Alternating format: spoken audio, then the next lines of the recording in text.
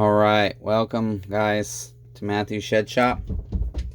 This video is going to be, I believe, video number 3 of Sentimental Rebuild STIHL 041. Nathan's daddy's chainsaw. And so in video 2 I just did, we blocked off, I was working on blocking off the muffler and exhaust port. And we're going to use our specialty tool to vacuum pressure test through the spark plug port. So right now that's what we're going to do, and so we just figured we'd do a video of it. And I'm already, right now there's just no way I'm even close to anything, and so I have to determine, why can't I even start putting pressure to this thing.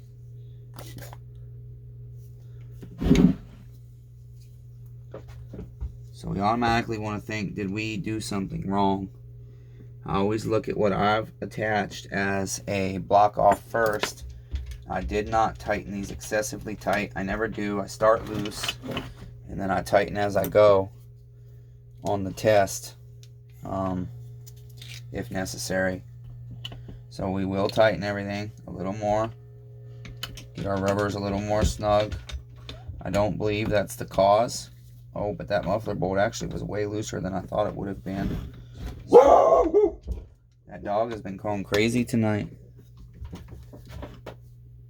She is just not happy about something that's been going on. Sook, sook, sook. Sook to shut the bell. Anyways, we'll let her have her little fun barking. We've tightened this up. Let's see. We're not even getting, you guys can see it just won't even start. And so this doesn't have a decom valve to my knowledge. No decom valve.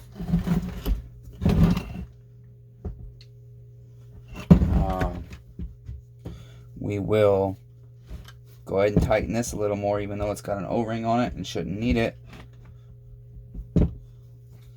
The thing is that this saw, I would feel like should build some kind of, we should be able to get some kind of pressure started, because this saw fires and will run. It runs no problem. So I don't see that kind of air leak happening. And so right now I feel like it's human error.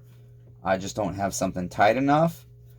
And you know what? I see right now, there's my human error, you guys. Silly, silly, silly. This is our impulse line. Let's see, is that our impulse or our fuel?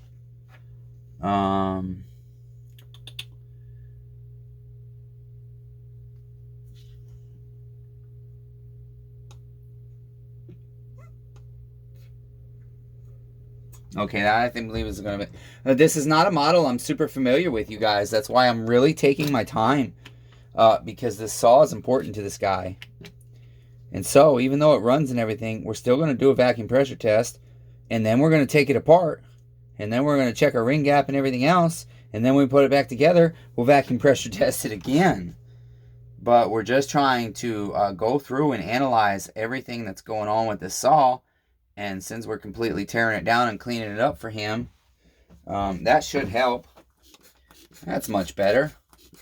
Now, these sometimes do fly out because I don't always put press oil to push them in deep. Okay, I've got a leak. I hear a leak.